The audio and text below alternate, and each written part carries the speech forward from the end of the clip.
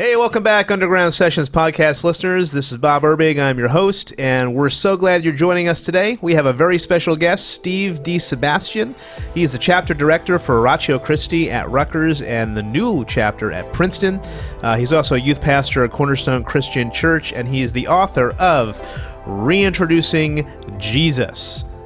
Uncovering Jesus in the Misinformation Age. You don't want to miss this. Go check it out on Amazon. Today we're talking about the moral argument for God and how morals can be our best friends when talking with people who don't believe in Jesus.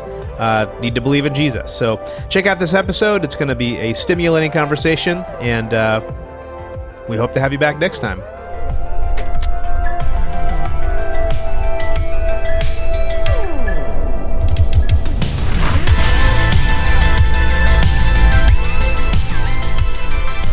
Well, Steve, it's good to have you back. Why don't we get a little bit of a life update here on what's going on? We had you on last season. Your book, how's your book selling? Let's talk about that first. Reintroducing Jesus, Uncovering Jesus in the Misinformation Age. It is a hot read. How's it going?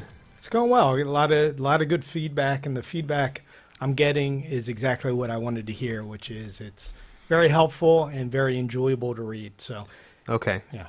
Who do you find are the readers that are engaging with it? Are non-Christians reading it? Is it mostly Christians? Are they being bolstered in their ability to defend their faith? Well, I've given out a lot of free copies to some of my non-Christian friends that I know through JiuJitsu and stuff like that. So I haven't got much feedback from them, to be honest, because I think I just don't think a lot of people are readers, but I also have a lot of Christian friends who are unfamiliar with apologetic arguments for the resurrection, and I'm getting a lot of positive feedback from them.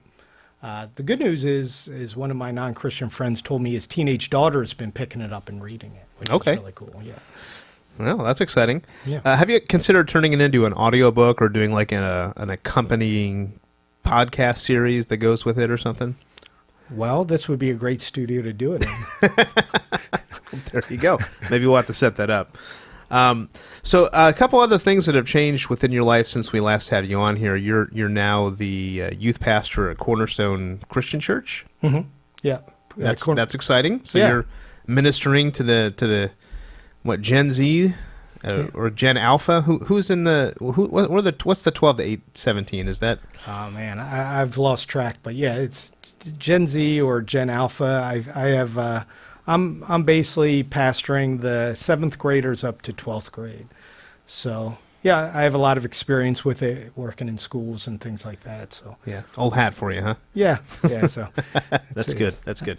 So our topic today is going to be the moral argument for God, and one of the reasons we talked about doing that as the topic for our Underground podcast today is that so many things in our culture, and we're doing a lot of podcasts on political questions and things like that. It seems like all the political stuff that's out there today is dealing at some level with a moral issue. And a lot of the cultural war conversations that are happening around these moral issues.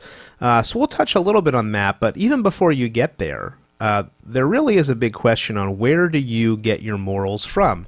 And the fact that we are moral beings, we have moral inclinations and thoughts, is that pointing to the reality that there is a creator God who has instilled those within us. So, Steve, maybe you could tell us a little bit about how would you define morality, and could you give me what is the general moral argument for God that's out there? Yeah, well, that's the big question, really, is how do we define morality?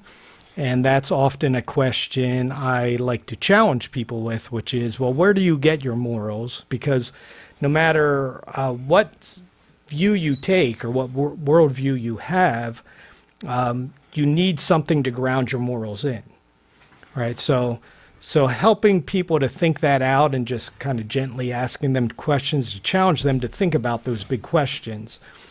But basically, the moral argument for God is fairly simple. It basically says, if objective morals exist, then God exists. Objective morals do exist, therefore God exists.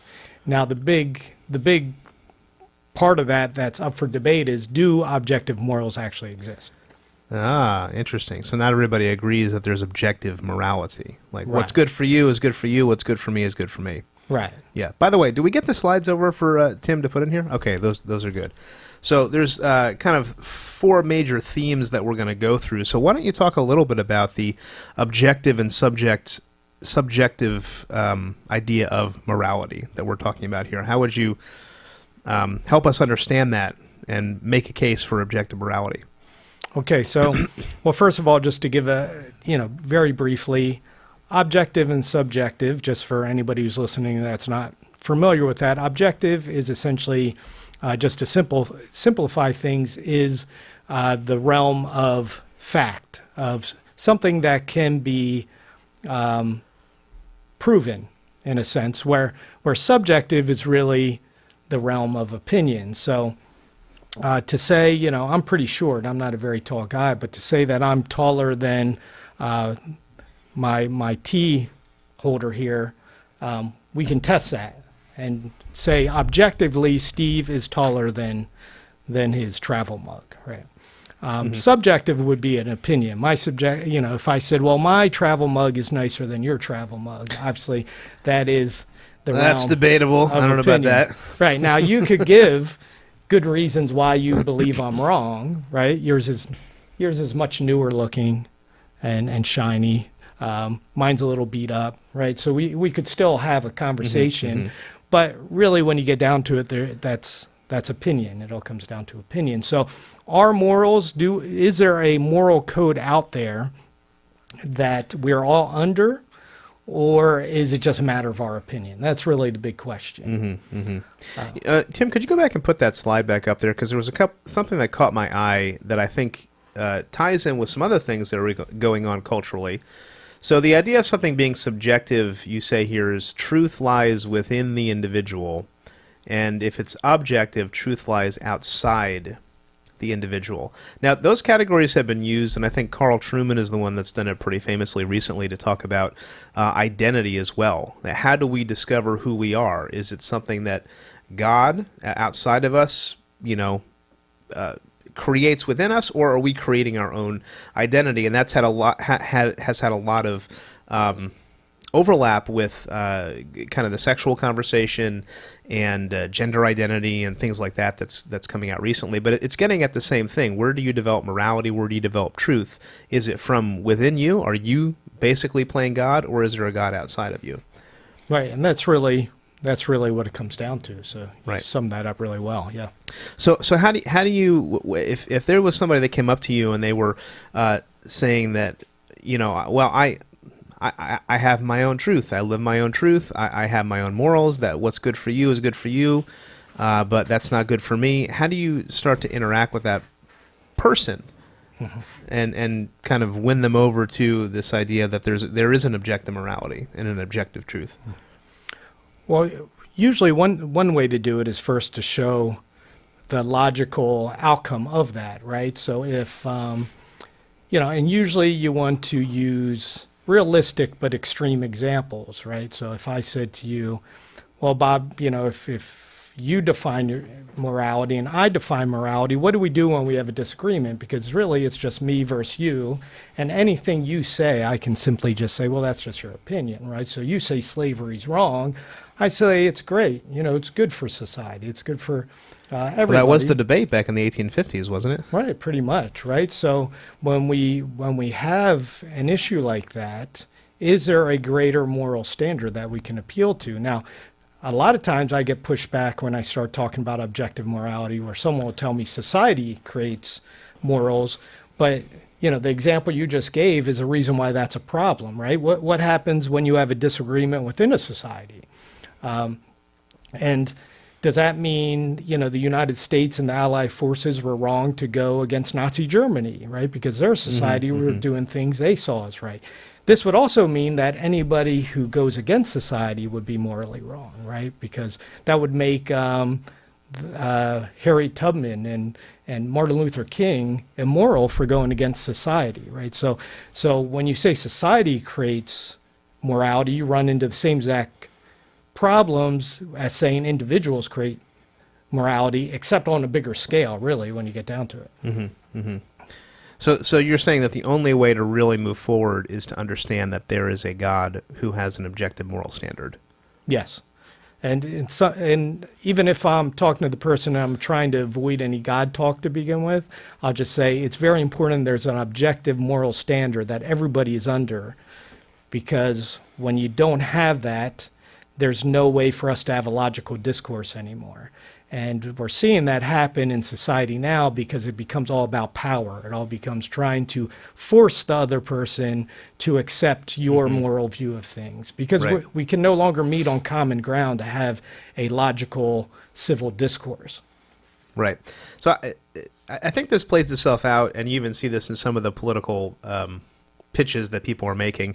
Well, we just need to have unity. I fundamentally believe that people in our society want what is good, and want to care for other people and things like that. But when you actually parse out what people are saying, it really is not the same thing, right? We can have unity as long as we agree on these essential issues, but the problem is, what if you don't agree on those essential issues?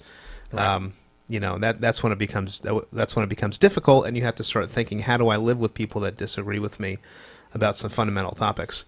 Right. They're basically saying, yes, let's have unity, which means you all have to agree with me. Exactly. Right. Right. So, Right. so why don't we talk a little bit about the? You had another section on atheistic and Christian morality. So maybe this is a good example. How does an atheist come up with morality? How does a Christian come up with morality? And then what are the ways those bump up against each other? Right.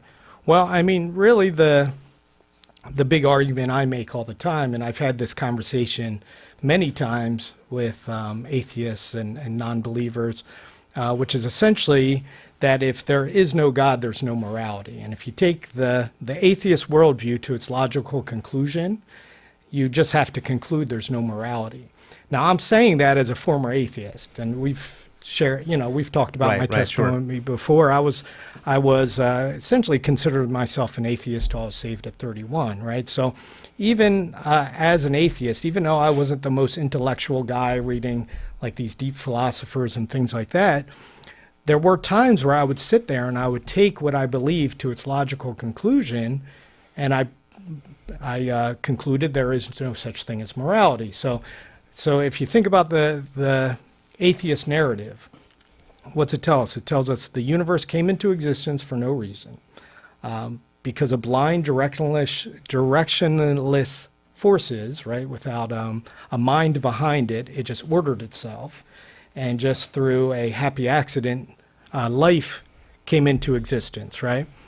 So essentially, when you get down to it, there's really no purpose for anything. There's no reason behind it, and then ultimately, everything will fizzle out. So even Lawrence Krauss, who's a very outspoken atheist and scientist, I was watching a video of his once, and he was talking about how human life is more insignificant than we could possibly imagine. We're just an accident in a remote corner of the universe. And then he even goes on to say, and then eventually all life in the universe is going to die out. So everything's ultimately meaningless and pointless. So again, when you take this to its logical conclusion, where do you get morality? Where do you get meaning? Where do you get purpose? And I've had these conversations with atheists a lot, and I've never gotten a satisfactory answer back. Right. Well, I guess my issue with that has always been, if I was an atheist, if I did not believe that God existed, if I did not believe my life was under the authority of Jesus Christ, why would I not live however I wanted to live? Right. Sleep with whoever you want, steal. I mean, why would you not do that? Right. And there are, what is the argument that an atheist would say for actually living that way? Right. Well, you get some different. I'll get some different pushback with different theories. So, we talked about the one, right, society, and we already discussed some of the big issues with that. A big one I get is very pragmatic or utilitarian, where it's like, well, we want the most amount of people to flourish, right? So what is good is what will cause the most amount of people to flourish, which as a Christian, I'm okay with that. Like, I want human flourishing. I believe caring for others will lead to human flourishing, right, in general, as much as possible in this fallen world, right?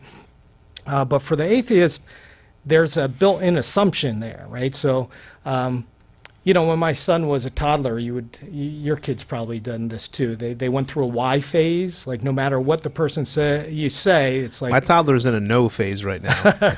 well, that too. That's a phase too, right? Yeah. But he went through a why phase where it's like, why do we stop? Because it's a red light. Why? Why? Well, because we stop at red. Why? I don't know. We just stop at red. I don't know why they chose to stop at red, Right.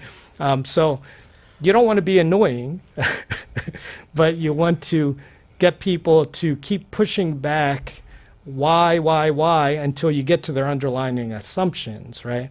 So this kind of thinking is assuming that human flourishing, the most amount for human flourishing, that's a big assumption. Like you can't just assume that. Like why is that good according to your worldview? Like let's say we're in ancient Babylon. Based on their pagan myths, like humans were made as slaves to the gods, and when they got annoying, the gods tried to wipe them out. So where do you get human value from that, right? It's really not human flourishing. So in the atheist worldview, if we're just happy accidents, like why should I really care about the most people flourishing? As long as I'm flourishing, why is there really a reason for me to care about anybody else? Now, usually what they'll say is, well, because if the people around you are flourishing, you have you have more of a chance of flourishing. And sure, that's true, but sometimes it works against you too. Like, what if I'm the most able-bodied person in the community? It'd be a lot easier for me to let everybody die off and me go and flourish somewhere else, right? So these sort of questions come up whenever you come up with some of these alternative theories, and there's a few more we can talk about too. Sure. Now, I was thinking when it comes to apologetics, which you have a big piece of, and I know you were mentioning before with Christi, you've been at Rutgers, and now you opened up a new chapter at Princeton. I'd be interested to hear what the questions are that people at Princeton are asking nowadays. But in apologetics in general, it seems to me now, in the last 10 years, that moral objections have started to take center stage. Why do you think that is? Like people are not necessarily on this truth quest, but they are on, I've heard people say, on this happiness quest. And I think morals are part of that because nobody wants to be told what to do and how to live their life. Let me live however I want to, let me live and do whatever I want to do. If you consider that's immoral, you're just being judgmental. Are you seeing those type of conversations on the college campus? And you can also feel free to talk about how things are going at Princeton. And, why do you think the moral stuff is such a big deal now? Well, just say yes. Yeah, we started a Ratio Christi at Princeton, which is a really big deal. We've been wanting to do that for years. And we can't just show up at a campus and start a club, but we had some students from Princeton reach out to us, Christian students that really wanted to learn to defend their faith. So it's pretty exciting. But what you bring up is true. Like if you talk to anybody in college ministry, they're going to tell you the big change they've seen is that things are very moral right now. Like the big issues are of moral nature. And we were talking earlier, you even pointed out that things that Christianity used to be seen as good for is now being seen as immoral. Like it's kind of new in history for Christians being accused of being immoral, at least in the West anyway. Right. But the one thing I noticed that's really interesting, though, and you let me know if you've noticed this too, is people are subjective when they want to be subjective, and they're objective when they want to be objective. So talk about human sexuality, everybody's subjectivist. Talk about healthcare or human rights of some other sort. Suddenly everybody's speaking very objectively about what's morally good and morally wrong. So it seems to me subjectivist meaning that as far as it relates to me, if it's something I care about, then it's moral or immoral. Well, if it impacts me. I'm saying is someone might say to you, Bob, you don't have a right to judge anybody's sexuality or their sexual behavior, right? You don't have that right. They can choose what they want, but they'll tell you, Bob, it's wrong if you don't support this political cause. that's oppressing You're evil. a group of people. Yes. I mean, look at the way people talk about our two presidential candidates. It's filled with moral condemnation on both sides, right? So obviously these people aren't being subjective. They're the worst in history at whatever they've done. Right. So there's nobody speaking like morals are subjective during that, but you bring up other issues and suddenly they're subjectivists, right? Yeah, it's very interesting. It's very interesting. You had another point that you were making before about we were talking about this whole idea of the secular theory for morality. How is that different than the atheist view of morality, or those two go together? They're pretty much the same thing. I mean, secular is just larger category, but secularism is essentially atheism. They're just slightly different terms that might be a little more specific in different ways. But yeah, secular views tend to define morality in different ways, or try to justify it anyway. And again, that's a big topic I press people on, is everybody has a worldview and everybody has to have some grounding for their morality. So what is your morality grounded in, and does that justify the beliefs you hold? Yeah. You know, an interesting question may be, so that's the secular atheistic piece. If you were looking at the average Christian today who's in the church, in the pews, how many of them would you say have derived their entire moral framework from the Bible and being a Christ follower? Or is it some amalgamation of that, of a subjective picking and choosing of things that I like in the Bible and things that are messages I've heard from the secular world? Yeah, I mean, it would be hard to put a number on that, but we know it's an issue. I'm asking for an anecdotal, but like in conversations, let's just say with your college students, how do you see them putting together a moral framework for their life? We're fortunate right now to have a lot of students that are very dedicated to biblical worldview, but that doesn't mean we can't help guide them some more, because I think we underestimate the power of the culture over us in general, right? So our morals are very much shaped by the society around us, whether we realize it or not. Now, us as pastors and as theologians, we want to help people to measure what they believe against biblical morality and see, does it line up, right? That's a big challenge. So I think some of the complications sometimes comes from, we can all agree on this as Christians, but how to go about it is up for debate, right? So think about, I think every Christian who reads their Bible should agree that caring for the poor is part of what Christians should be doing, right?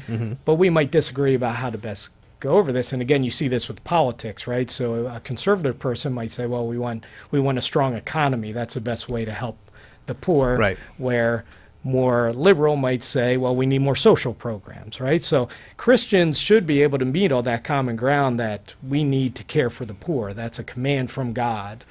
But how we go about it, sometimes that's up for debate, right? Yeah, that's good. How do you evaluate moral arguments? And if we're going to maybe dive into some of the issues. I know we had mentioned the lawn sign thing before we hadn't gotten to, but we also talked about one of the major issues in the election cycle has been abortion, which is certainly a moral issue.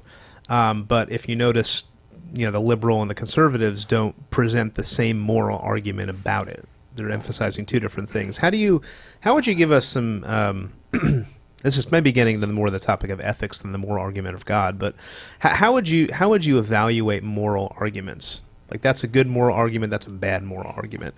And maybe, I don't know, could abortion be an example there? I'm just using that as an example of saying that people emphasize different things in that conversation. Right.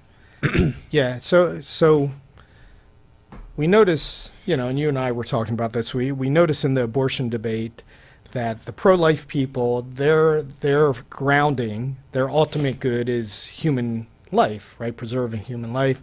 Pro-choice people, obviously, their grounding for their morality is, human independence, right? The ability to do what you want with your life.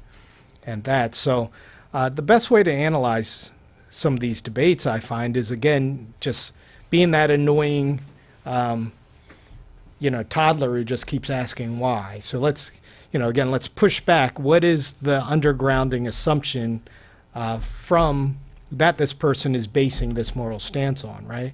But then once you get there, so like I said, we identified the two groundings for the pro-life and pro-choice debate. Once you go there, you need to look at their worldview, and does their worldview give them grounding for such a thing, right? So my question would be, if I'm talking to an atheist, where do you get this idea that we have the right to do whatever we want to do? Where do we get this idea of human autonomy, that we should have freedom to do whatever we do? Is there any examples you can think of where that can cause a problem? Like, obviously, we draw a limit some places, right? Like, I can't just murder you. I think most liberals would agree that that's using my body in the wrong way. So looking at the assumptions, looking at the worldview, looking at the grounding, and then thinking it out logically, right? On the other side, the grounding is human value, and where do we get these ideas from? Now, again, a Christian and an atheist might have different answers to that. And again, my challenge I always throw out to atheists is I really don't see any grounding for morality in their worldview. So the Christian is grounded in the God of the Bible, right? And ultimately, his character, his nature, he is the ultimate standard of good. And then he also created us so he can dictate what is best for his creation. And I was even just reading something recently about this idea of shalom in the Bible and justice. And a lot of when the Bible speaks of justice, is speaking about returning creation back to the shalom that it was before the fall, right? So we can often think of justice as righting wrongs that happened because of the fall. So within the Christian worldview, we have a lot of grounding for our morality. And we see that played out throughout the scriptures and different commands and different narratives that show what it means to follow God versus not follow God. Right. Well, I was thinking, so you're kind of breaking down the pro-choice, the pro-life argument. So, and I was asking, how do you evaluate those moral arguments? So, on the pro-choice side, it's fine to value human freedom and autonomy. I think, of course, the sticking point is when does life begin, right? So, is it just you? Is there a baby there that's in place? What and follow me here. So there was a I don't know if you ever listen to Bill Maher periodically, but Bill Maher is he's a liberal. He's got a show on HBO and called Real Time, and he's had a viral clip that's gone around where he basically was talking about the abortion issue, and he was kind of admitted in his comments there that abortion it is kind of murder, but it's okay because we don't need too many people on the planet. Yeah. So that's another big moral statement there, like saying, well, it's okay for us to end the life of this unborn child for the sake of the larger planet. Yeah. So there you have another secular atheistic, Right. Sounds like Thanos from the Avengers. It does kind of sound that way, Right. Now, I don't know Bill Maher. I didn't get to press him on that, but I do know that that's been a quote that's been going around, which has very large moral implications there. Right. So this is very pragmatic or utilitarian sort of thinking, which is, well, you try to, the ends justify the means, right? So, he's trying to justify murder, essentially, right? So I mean, think of wars throughout history and slavery. I mean, deep down, so this is going back to the objective moral code. Deep down, Scripture tells us in Romans 2 that God wrote his law in our hearts, right? We're also made in God's image, so it makes sense that we would instinctively know right from wrong because we're made in God's image, and we have his law written on our heart. He's given us a conscience. Right. So deep down, I believe, objectively, it's wrong to murder anybody in cold blood, right? And we should value human life. And throughout history, we see people deep down know that, so they try to justify murder or enslavement of people by denying their humanity, right? So notice there seems to be this underlying instinct that all people know, yet they try to get around it by diminishing the humanity in a person. So for example, I mean, slavery in the United States, they would make African American people less inhuman, right, to justify it. And it's no coincidence that during wars, there's often propaganda that dehumanize the enemy, right? Because you can't go and murder someone and feel good about it. You need to justify it. So Bill Maher is trying to justify murder. And this day and age, I mean, the science, it's undeniable, like that is a living human being within a woman. So somebody who's being morally honest is going to admit that, and is going to admit that it's actually we're ending the life of somebody, but for the greater good of whatever their morality is. Right. Yeah. Right. So that's one moral issue. Did you want to talk about the lawn sign thing? Sure. You want to throw that up there? I mean, did you have some thoughts about Well, it? my thought was that anytime I see this lawn sign thing, was there a slide? Do you have the slide with that, Tim? It's towards the beginning. Too. It's just I'm gonna put. I find it ironic. I'm gonna put a huge lawn sign on my lawn that's gonna throw a bunch of moral grenade statements.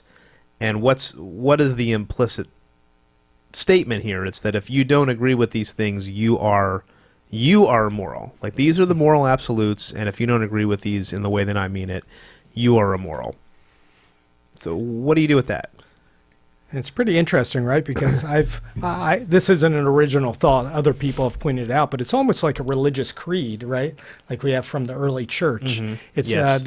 I've heard people call it the secular creed. Well, Rebecca McLaughlin has a book called The Secular Creed. Okay, About yeah. playing off of this too. So, Right. Yeah, it is very much that way. Yeah, so it is interesting, and honestly, I think it's very good that society is so concerned with some of these moral issues, because I think it's good we're thinking about those things and talking about them and wrestling with them. And honestly, I think it's a great opportunity to use some of these things I'm bringing up to speak to people, to point them towards their creator, right? So I like that college students nowadays are very concerned with human rights and environmental issues and things like that, because again, I can use that as a means to share my faith with them and point them towards God and show them where there's common ground, right? So, for example, environmentalism, I mean, we were called to be stewards of the earth, right? We're to value God's creation, take care of it. So I don't see any conflict between caring about the environment and being a Christian, right? Now, how you go about it, that might be up for debate, right? Just like what I said earlier about, as Christians, we should all agree caring for the poor is important and something we should do, but how do we best go about it? So the thing with this secular creed is that there's certain assumptions and things built in. We know there's underlining things going on between those, that we can't affirm all of those, but we can affirm some of those, right? So I think it's very important as Christians to have a biblical worldview where we find common ground with the secular world around us, where we can meet on common ground, but then also use those disagreements to point them to the ultimate standard of good, which is Jesus Christ. Yeah. So it's a lot of touch points there for conversations with people. Definitely. Yep. Yeah.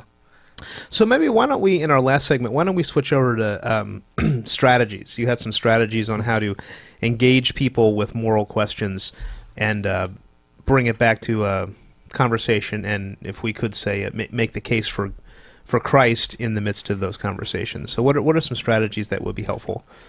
Okay, well, one of the first ones is, it sounds a little brutal at first, but it's... Was there a slide for this one too? Yeah, or? there's some slide. Yeah, sweep Okay. the leg, Johnny. Yes, karate kid. Sweep the...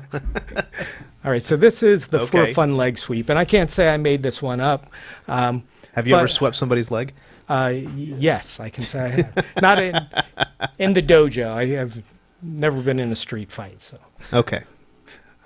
but yeah, basically the idea is this: if someone's denying objective morality, you basically the thought behind it is the longer you talk to someone, eventually you're going to figure out what they're morally against or for. So when you understand where they land morally, and they're still rejecting objective morality, then you usually just have to ask them. You can ask them a question. A softer way to do it is say, well, Bob, was there ever a time in society where slavery is okay? Right? And most people, I think, if they're being honest, will say no, right? But if you really want to kind of drive the point home, you just add for fun at the end of it. So is there ever a time or place, Bob, where it was okay to enslave people for fun? And that just nails it home a little bit more. I mean, a real brutal one, which sometimes I'm a little hesitant to say, is it ever acceptable to torture a baby for fun? Because obviously, if anybody says, yeah, there might be a time where that's okay, they're either being dishonest, they're a sociopath, or they're diabolically evil, right? So it's just one way to kind of get people to acknowledge that they do believe in objective morals. And I find anybody who still says no, they're not really being honest. Okay, so because you're adding the for fun, everybody's going to say no to that.